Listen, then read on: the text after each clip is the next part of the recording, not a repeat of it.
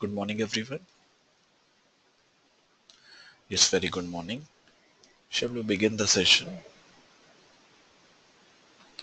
Yes, today's topic is same revision of the computer system, but with the new PDF. That is that PowerPoint presentation is over. Now this is a new PDF with the detailed concepts. Shall we start or wait for others? Okay. Now let's start with the computer system basics. One is the bits, that is how the bits are converted into the byte, how bits are used, and how the programs are translated by the other program into different forms. So it pays to understand how compilation system works. Then processor reads and interprets the instruction that is stored in the memory. Then cache also matters a lot. So this cache also matters a lot. And there is also a storage devices that forms a hierarchy in this. And the operating system also manage the hardware. So this depends on the operating system. That is how the system communicate, how the OS communicate with the hardware. Then what are the various important themes that is available? Then there is the summary and the bibliographic notes. Now, let's start with the computer system that contains hardware as well as the software, and both are mandatory and both must work together to run application program. And the specific implementation of the system also changes over the time, but when we say the underlying concept do not change, they do not work.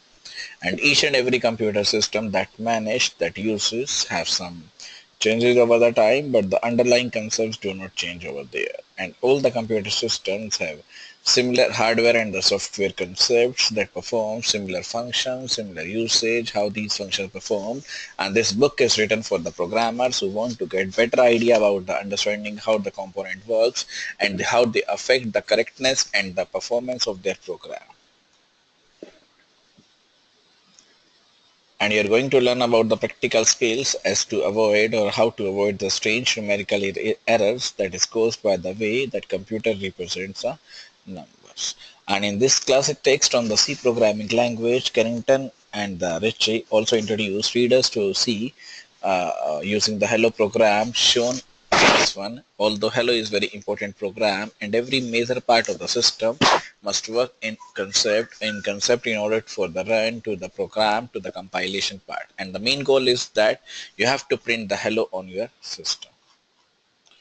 This is one of the program that shows hello stdio.h. Now, it's my question to you. This is written in which language? C, C++, Java.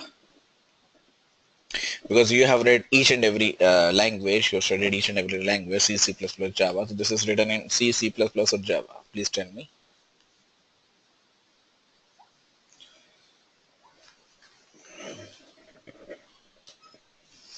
This is written in the C because this is written as hello.c. Hash include stdio.h. This is int main. Printf hello words. This is used as for printing purpose hello world. Now, what is the information? That is the bits plus concept or the context. So whatever the context, whatever the source file that the programmer creates with the editor and saves in a text file that is known as the hello.c. And the source program is a sequence of the bits with the value 0 or 1 that is organized in 8-bit chunks that is known as the byte. As we said, that bit collection of the 8 bits is known as the byte, and each byte represents some text character in a program. And one of the main text character that is using the ASCII standard that represents each character with a unique byte size integer value. Whatever the integer value, whatever the data that is used with the ASCII standard, that is American Standard Code for Information Interchange, that is used with the first byte integer that have a value 5 that correspond to the value hash. The second byte has an integer 105 which correspond to the character I, and so on. And this is used or terminated with the new line character that is /n, which is represented by the integer value 10. And files such as the hello.c that consist exclusively of the ASCII characters are known as a text file, and all other files are known as a binary file. So whatever the binary file, whatever the text file that is used, that is available for the binary data, that is used for the binary files. Now, the representation of the hello.c also illustrates a fundamental idea. What is the idea? That it says that all the information in the system, including the disk file, including the program stored in a memory, user data stored in a memory that is also used, have across a network is represented as a bunch of the bits. So it is represented as a bunch of bits, collection of the bits, and that differentiate the data object in the context that is viewed. Now these are the various sky characters. If I say A that have a value 68 or the 90, this depends on the value. This is the 97. Now C was closely tied with the Unix operating system that was developed from the beginning as a system programming language for the Unix. And C is very simple language, and C was designed for a practical purpose. So it was designed for a practical purpose. Why it is so designed, why it is so used.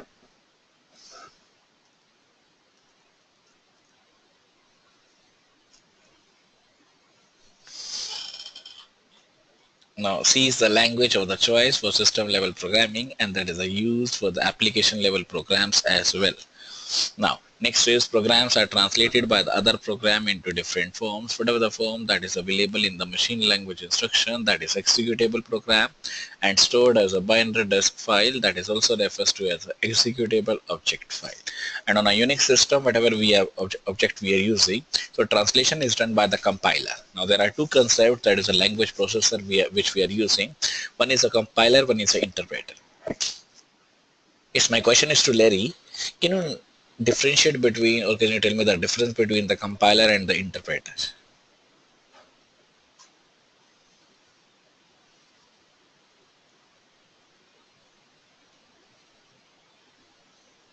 Yes, compiler and interpreter both converts high level language into the machine level language, like Java into the bits, C++ into the bits. But the main difference is that compiler did it, means conversion of the binary language into line by line, sorry, at one go. That means whole program is converted at the one go. But when we say about the interpreter, that means it does it, everything is same. That means conversion of the high level language into machine level language, but it does so by the line by lines. That means one line is converted into the binary, the next line, the next line, the next line. So this is the interpreter. So one is a compiler, one is a interpreter. So concept is clear. Yes, compiler and interpreter both converts high level into the machine level language. That's why we are saying that compilation is done, compilation is done. But the difference is that compilation, or the compiler do whole program or convert whole program into one or at one go into binary, while the interpreter converts line by line. Now this is the preprocessor, CPP. Then hello.c, hello.i, that is a modified source program, that is a text. Then compiler, this is CC1, hello.s, assembly language program, assembler, hello.o, relocatable object program, that is a binary, printf, linker, hello, executable object program, that is also binary. So this is the compilation system or the compilation program.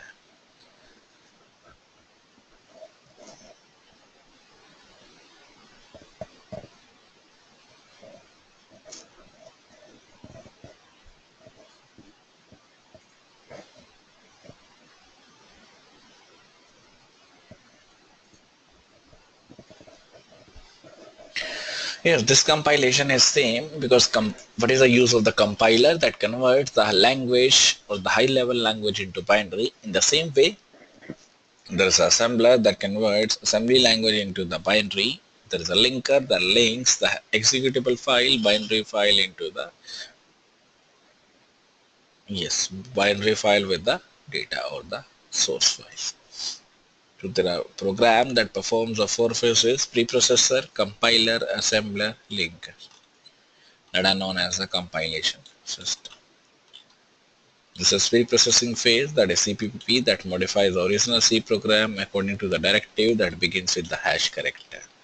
Then compilation phase, this is translates a text file hello into the text file, that is hello.s, that is known as the assembly language program. Then assembler also translate a hello.s, that is a assembly language program, into the machine language instruction, that is also known as a relocatable object program. Then linking phase, that is RC or hello program, also calls the printf function, which is a part of the standard C language provided by the compiler or the C compiler. And next is how the compilation works. So first is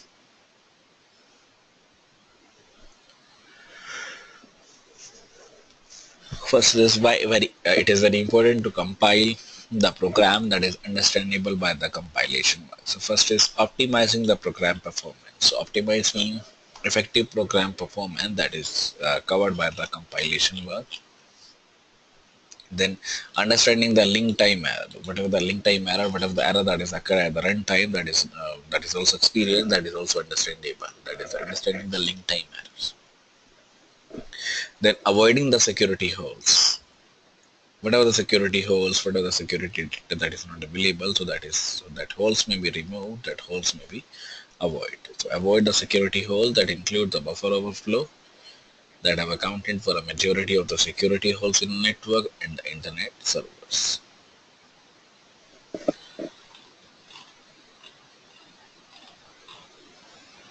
This is the processor read and interpret instructions stored in the memory. Next one is the hardware organization, that is how the hardware stores the data. This is a register file, PC, ALU, bus interface, input-output bridge, main memory, USB controller, graphics adapter, disk controller. Then there is a disk.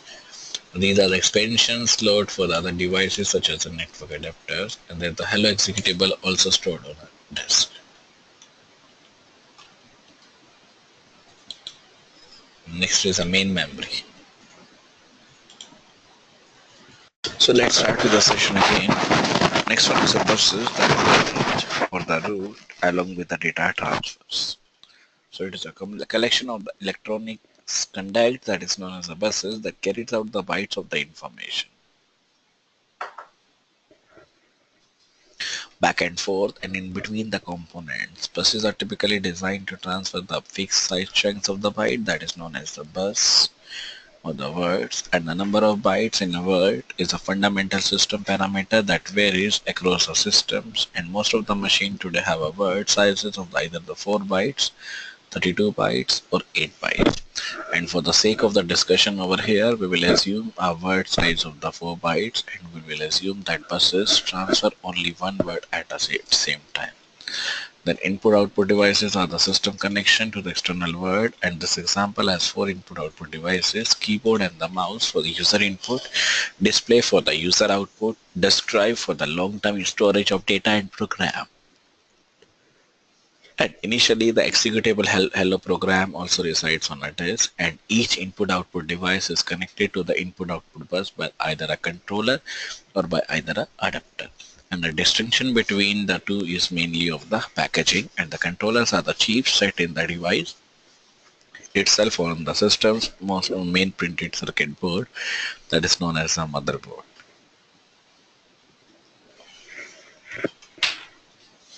Then main memory is a temporary storage device that holds both the program and the data and that manipulates while a processor is executing the program. And physically, the main memory consists of a collection of the dynamic random access memory, that is DRAM.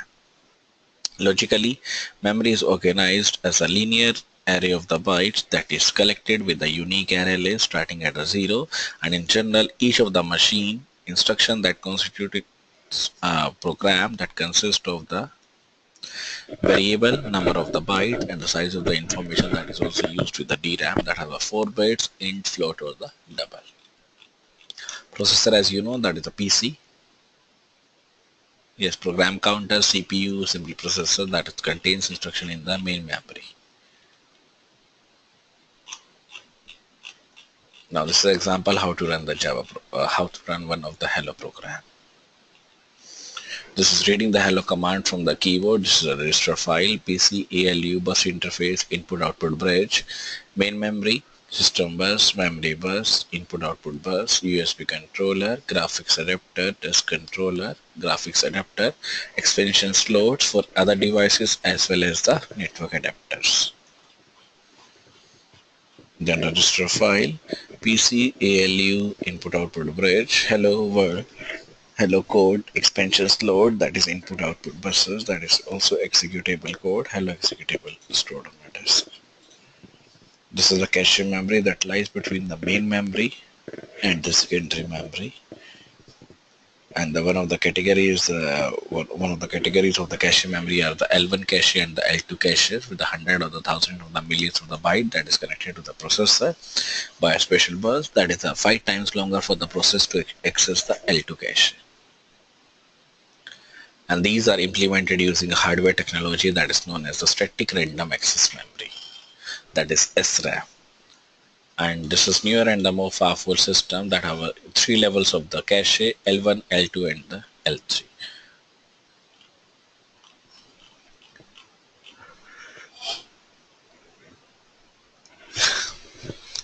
Now next is the memory hierarchy. This is the memory hierarchy. First of all, there's the registers, then cache memory. Cache includes the L1, L2, L3, then main memory, then local secondary storage and the remote secondary storage, that is the distributed system. So if I compile, there are 4 categories. One is the register, then there's the cache memory. One is cache, then main memory, then secondary memory. So this is 1, then this is 2, this is 3, this is 4. There are 4 parts of this memory hierarchy. This is smaller, faster and the costlier storage devices, larger, slower and the cheaper per byte storage devices. The CPU register holds holds the words retrieved from the cache memory, and this holds the cache lines retrieved from the L2 cache. This is retrieved from the L3 cache and so on. So according to you, which is the most, yes, this is most fastest memory. Yes, registers. Then next one is cache memory. So okay, then main memory, then secondary memory. So why secondary memory is used? My question is, secondary memory is used for the backup storage. This is true or false? Yes, very true. Like our UPS provides a backup when the power has gone, or the inverter provides a backup when the power has gone. In the same way, if our system lost or if our data is lost from the system, then we can take the backup from the secondary memory. So this is used for the backup storage, like when we say about the pen drive, CD, DVD, that is known as the secondary storage. Now everything is managed by everything is managed from the operating system. So what is an OS? That is an interface between the user and the hardware that manages each and everything. That may be a hardware, that may be a program, that may be a software. This is the example: application, programs, operating system, processor, main memory, input output devices. This is the software, this is a hardware.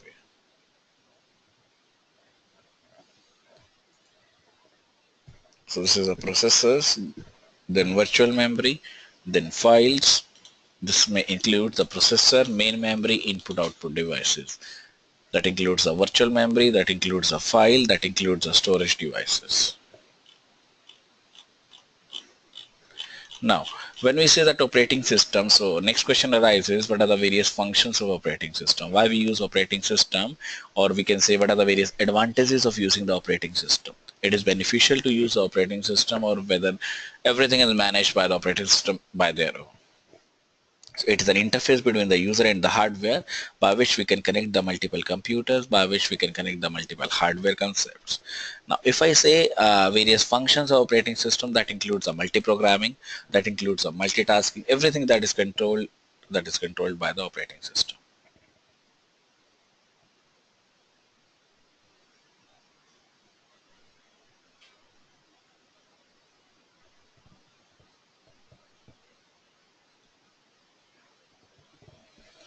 So this processes will be used, or when a program such as hello runs on a modern system, the operating system provides the illusion that the program is only one running on the system, and the program appears to have an exclusive set of the use of both the processors, main memory and the input output devices. Now, what is a process? That is one part of the operating system, or the process in the operating system is used, or is a system abstraction that is used for the running the program. And by concurrently means at the same time multiple programs are running. That means when we say concurrent, that means multiple programs are running at the same time. There is a context switching, there is a uniprocessor system, multiprocessor system by which it is used as a multi-core processor, multi-core method that can execute several programs simultaneously. Simultaneously means at the same time multiple programs are going on, going on, going on. In either case, a single CPU can appear to execute multiple processor that is concurrently by having the processor that switch among them.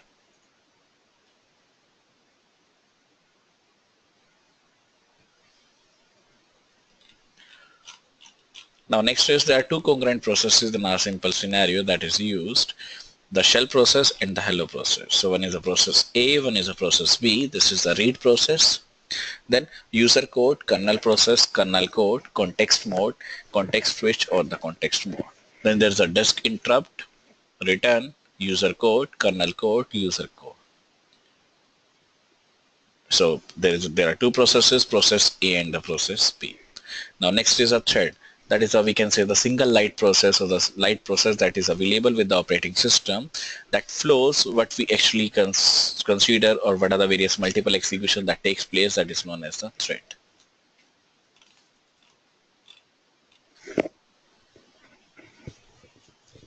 Now next is a virtual memory that does not exist, that does not physically exist, but we can store the data in it. So this is an extension that provides each process with the illusion that it has exclusive use of the main memory, and each process has the same uniform view of the memory that is known as a virtual address space. This is used for the Linux processes.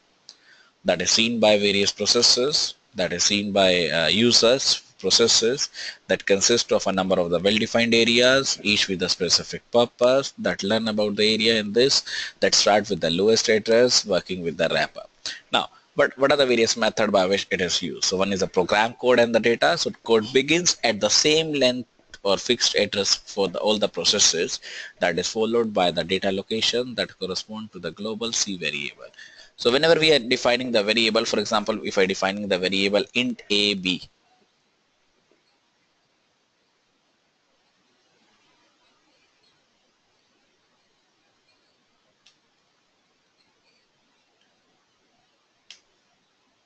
now this program and code data can be used for the fixed address for all the processes. This is the kernel virtual memory user stack that is created at the runtime.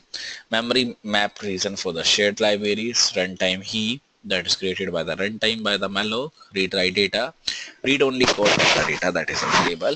There is a memory invisible to the user code, printf function loaded from the hello executable file.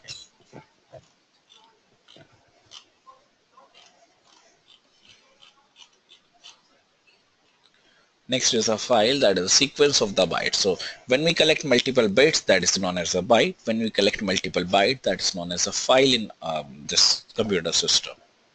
So it is a collection of the byte, sequence of the byte, nothing more or nothing less. And every input-output device, including disk, including keyboard, display, and even network, is also modeled as a file.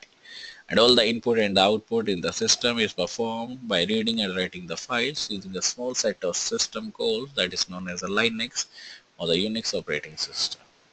And the simple and elegant notation or the notion of a file is nonetheless that is very powerful because it provides application with a uniform view of all the varied input-output devices.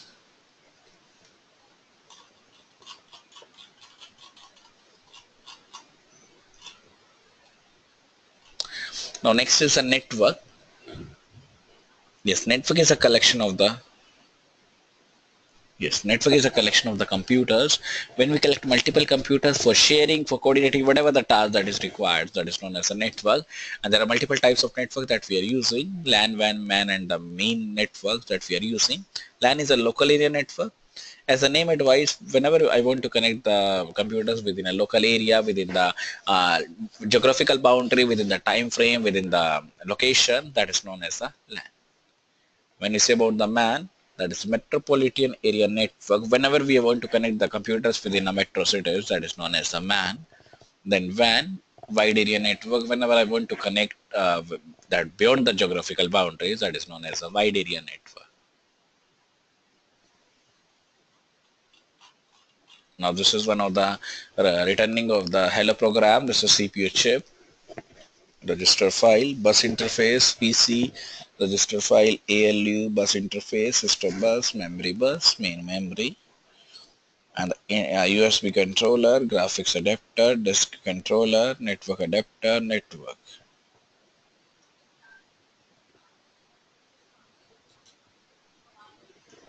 This is used with the local machine to connect to the telnet server on a remote machine, and after we log in into the remote machine and runs a shell, so there is a remote shell that is also waiting to conceive or receive our input command. And from this point, running the hello program remotely involves the 5 basic steps that is shown in this one. And as we type the hello string to the telnet client, hits the enter key, the client sends a string to the telnet server. Now these are the various important themes that we are using, terms that we are using. One is a concurrency, one is a parallelism. So concurrency means at the same time multiple computers can connect with each other. That means in the parallel.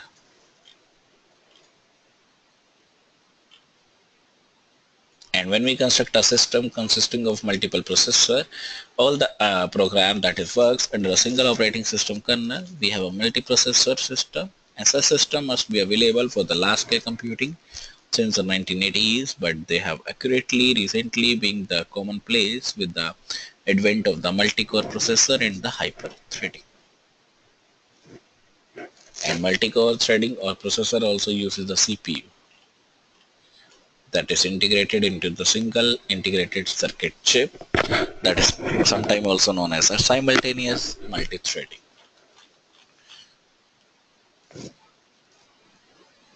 One is a uniprocessor, one is a multiprocessor. Then multiprocessor includes a multi-core and the multi-threaded. And these are becoming prevalent with the users, with the data, with the technology. This is registers, L1 cache, L1 cache, L2 cache, L3 then main memory that takes up out the CPU for the inclusion.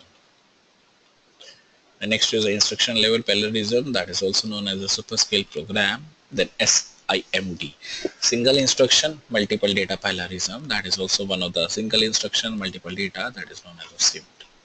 And these are provided mostly to speed up the applications that process the image, sound and video data. Although some of the compiler attempts to automatically extract the SIMD parallelism from the C program, and the reliable method to write the program using the vector using WebSite OPT-SIMD. Now when we say about the importance of the abstraction, that means hiding the details, hiding the instruction set, hiding the programmer into the inner working.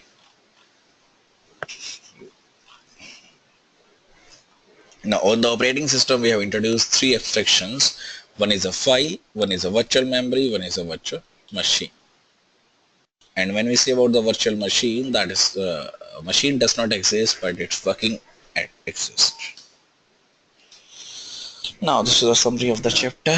What we have studied is computer system is a collection of the hardware, software that cooperate to run the application program, that is both work with each other, and the information that is inside is represented with the group of the bits that are also interpreted in a different way depending on the context, depending on the program, depending on the translation that is done in different form, beginning with the sky text and translated by the compiler linker into the binary executable files.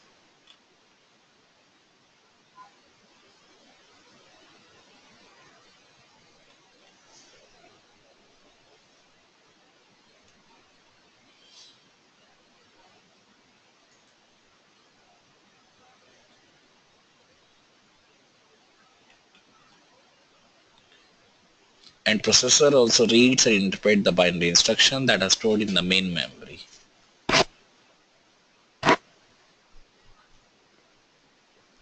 And since computers spend most of their time in copying the data between input memory, input-output devices, CPU registers, so storage devices are arranged in a hierarchy. First one is registers, then cache memory, then main memory, and at last there is a secondary memory.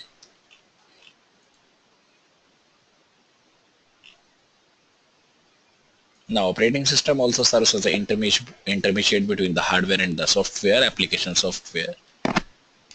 Then that provides three fundamental abstractions. One are the files are abstraction for the input-output devices. Then virtual memory is abstraction for both the main memory and the input-output disk. Then processors are abstraction for the processor, main memory, and input-output devices.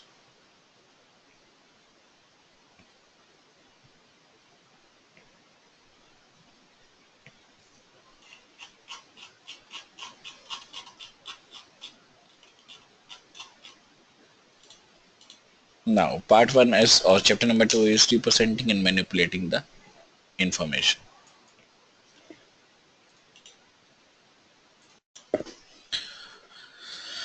Now, this is one of the example of the virtual machine